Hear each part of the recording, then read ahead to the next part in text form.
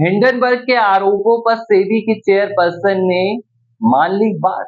नमस्कार, liberal TV देख रहे हैं आप और मैं हूं आर मोहन तिवारी। और सुबह से ही ये खबरें निकलकर सामने आने लगी हैं कि हिंडनबर्ग ने जो हाल ही में अपनी रिपोर्ट जारी की, जो सेबी की चेयरपर्सन पर उन्होंने आरोप लगाए, उन आरोपों को कहीं ना कहीं सेबी की चेयरपर्सन यानी कि माधवीपुरी बुच ने मान ली है। ऐसा दावा क्यों किया जा रहा है, चलिए जुड़ जाइए लिबरल टीवी पर, आपको बताए देते हैं। देखिए, हिंडनबर्ग की एक रिपोर्ट आती है। इस रिपोर्ट में दावा किया जाता है कि जो आरोप पिछले साल हिंडनबर्ग ने अडानी के खिलाफ लगाए थे, जो उन्होंने तथ्य सामने लाए थे, अब उसी की ये 2.0 की रिपोर्ट है। और इस रिपोर्ट में दावा किया गया कि जो सेबी के चेयरपर्सन है माधवी बुच, उनकी जो अडानी के ऑफशोर फंडिंग थी, वहां पर निवेश था जो मॉरिशस और सिंगापुर से सामने आए थे।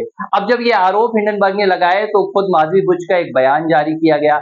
उन्होंने बताया कि ये आरोप पूरी तरह से निराधार है, इन आरोपों में कोई सच्चाई नहीं है। गौतम अडानी की तरफ से भी बयान आया। अडानी ग्रुप ने भी कहा कि ये आरोप पूरी तरह से सच्चाई से परे हैं और छवि को धूमिल करने वाले हैं।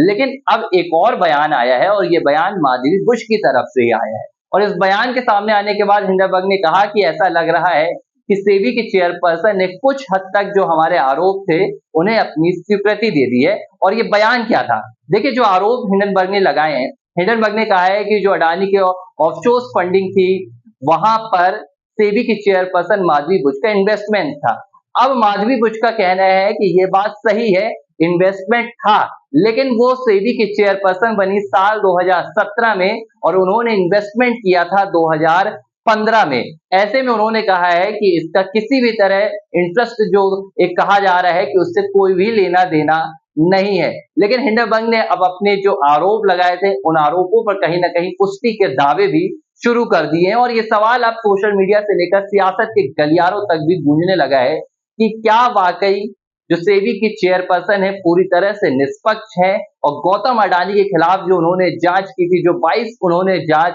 पूरी तरह से करके साबित कर दी थी, वो जांच पूरी तरह से निष्पक्ष थी। ये पूरा मामला अब बाजार से लेकर जो सियासत का बाजार है, दोनों को गरमा रहा है। और हिंडनबर्ग के खिलाफ भी अब कई तरह की बातें निकलकर सामने आ रही हैं। सेबी के द्वारा ये बयान जारी किया गया, बताया गया कि ये आरोप पूरी तरह से निराधार है। तो वहीं गौतम अडानी की तरफ से कहा जा रहा है कि जो अडानी समूह ने पिछले आरोपों के बाद अपने आप को स्थापित किया, बाजार में पूरी तरह से अपनी पकड़ को मजबूत की, तो अब ऐसे आरोप एक बार फिर से गौतम अडानी के कारोबार को नुकसान पहुंचाने के किए जा रहे हैं। और देखिए, हुआ भी ऐसा है।